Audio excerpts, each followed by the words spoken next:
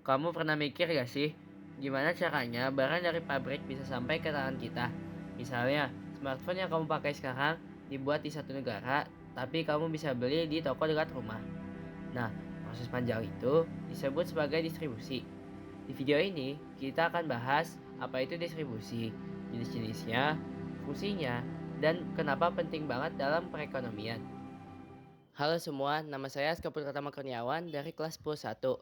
Dalam video ini, kita akan membahas tentang salah satu konsep penting dalam ekonomi, yaitu distribusi. Pertama-tama, mari kita melihat apa itu pengertian dari distribusi. Distribusi adalah kegiatan menyalurkan barang dan jasa dari produser ke konsumen. Tujuannya supaya barang yang sudah diproduksi bisa sampai ke orang yang membutuhkan dengan cara yang efisien dan tepat waktu. Jadi, tanpa distribusi, produksi yang besar sekalipun nggak ada artinya karena barang nggak sampai ke pembeli. Jadi, secara singkatnya, distribusi itu merupakan jembatan antara produksi dan konsumsi. Distribusi terbagi menjadi 3 jenis utama, langsung, tidak langsung, dan semi langsung. Yang pertama yaitu distribusi langsung. Produsen menjual langsung ke konsumen tanpa perantara. Contohnya, petani yang menjual hasil panen langsung di pasar.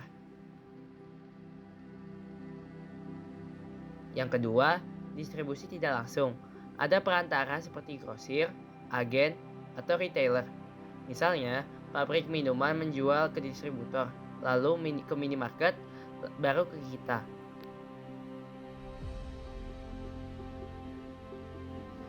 Ketiga, distribusi semi langsung.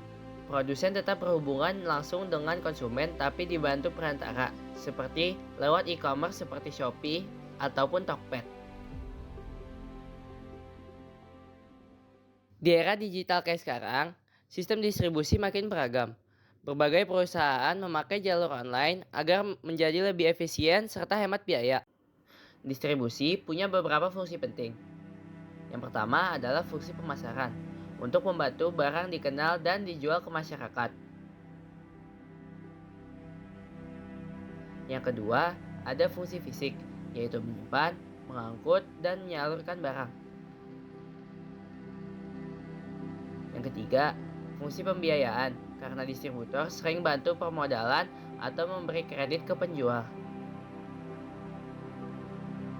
Yang keempat, yaitu fungsi informasi, karena distributor tahu kebutuhan pasar dan bisa memberi masukan ke produsen.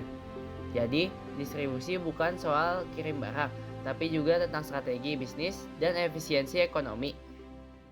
Coba bayangin kalau fungsi-fungsi ini nggak berjalan. Harga bisa naik, barang bisa menjadi langka, dan ekonomi bisa kacau.